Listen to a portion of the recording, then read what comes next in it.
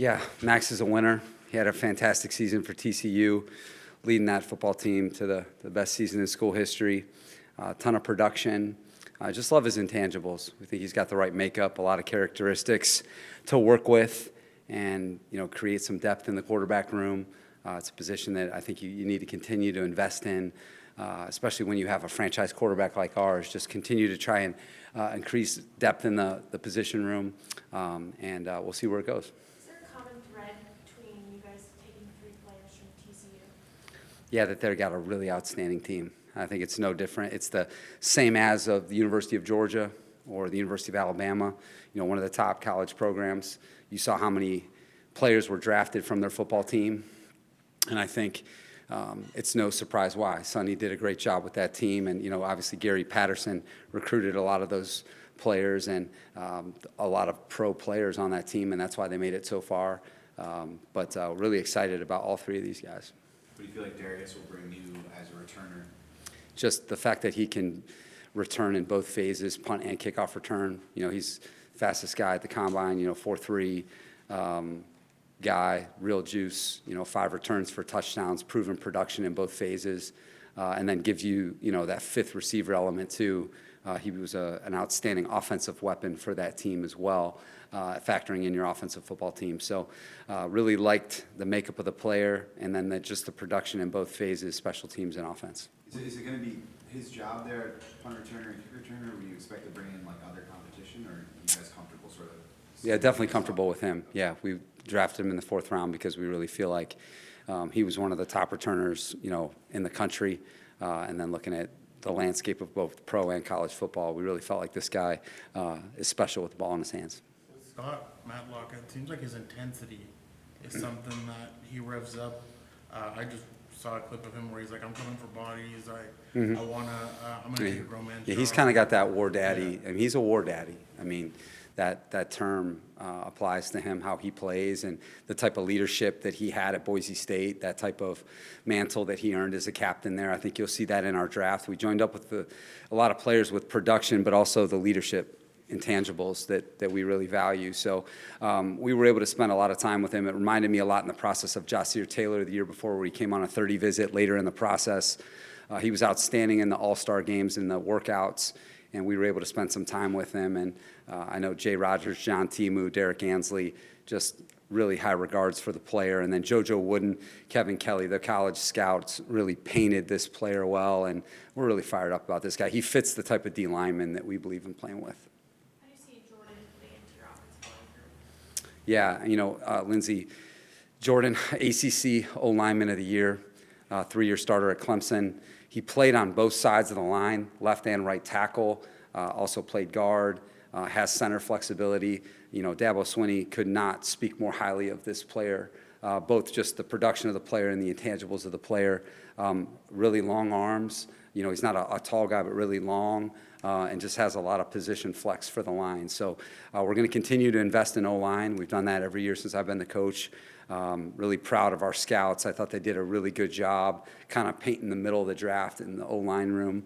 And we're just, Brendan Nugent, Sean Surratt, those guys did a great job evaluating the player as well. So we feel really good about this guy. Do you see him in a similar mold as Jamari, a guy that you feel like you're going to move inside that has some tackle flex, or is he more of a tackle with guard flex? Yeah, Dan, a great question. I think more like Jamari, more a guy that he started at tackle and he's done that, and he's played at a very high level in the ACC, outstanding competition, but probably fits best inside, gives you length inside, and still the athleticism. We felt like he has the anchor to play anywhere on the line, and the athleticism to play anywhere on the line. So he also did some center stuff as well. So he has that in his toolbox, and anytime you have that, it's a winning edge. So again, there's the makeup of this guy, captain at Clemson, and then just the production at tackle made him really attractive. The way the draft played out, do you feel like there are any position groups that you were not able to address that you would have liked to? No, Lindsey, what I liked about this draft is I felt like going into the draft, we've got a really good team. So I thought we were able to just draft, players that we felt like fit what we were trying to join up with, create depth and competition at other positions. And then I thought we were able to do is we didn't, you didn't take any projections. These guys that we drafted, all 7 of them have proven college production. The production was there, the intangibles were there, and I think from a culture standpoint, they all have toughness, and I think that these guys are all football players, and it's going to create a lot within our locker room that I think is going to be really healthy in terms of competition and fitting into a team that's already really good. Last year at this time, if I remember correctly, I think you signed 3 veterans after the draft that ended up playing quite a bit. Is that a route you'd like to go again? Do you have the money to do that? How do the next few weeks? Yeah, I know after today, take a deep breath, and then you're going to evaluate the landscape of pro football. And as you know, last year was a productive period for us. There's going to be a lot of players like that are available. We just need to make sure that it's the right fit for us. And again, there's a long time between now and our first game. There's going to be a window here now, but then, training camp and before we play, there's a big window too. So, that's going to be all about part of the process of filling out our team. This is a very deep tight end class.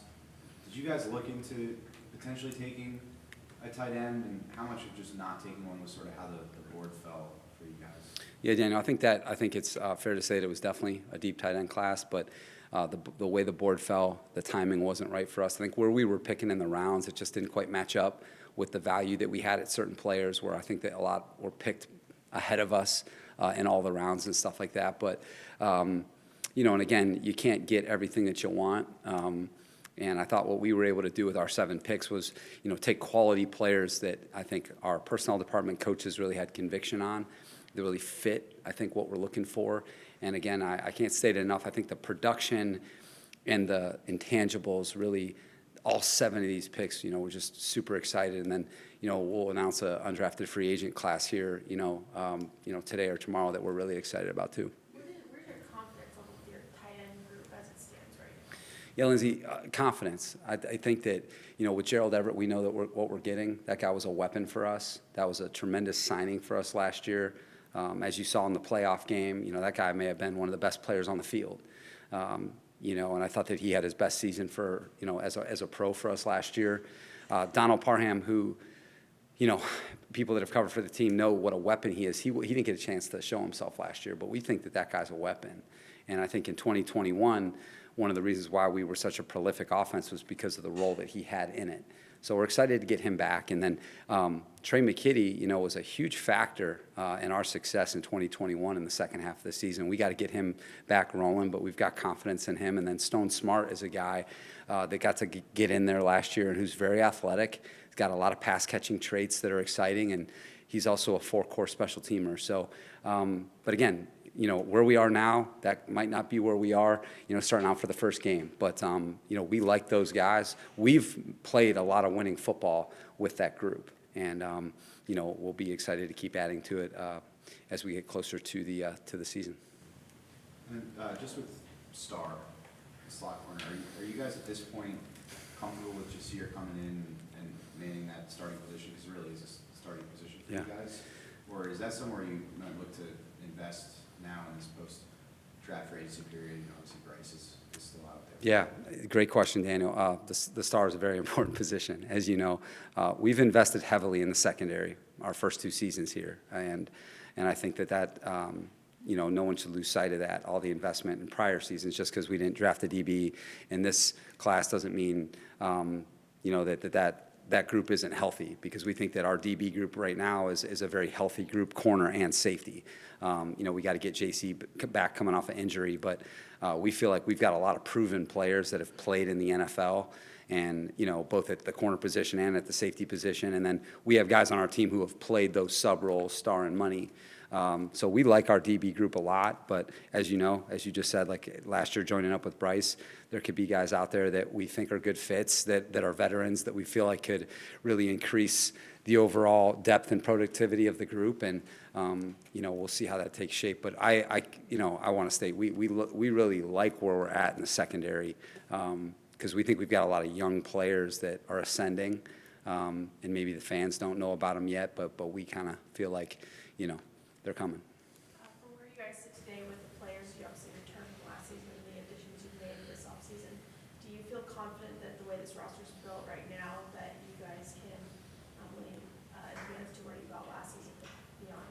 Yeah, Lindsay, I really think going into this draft, I know that we have a really good football team.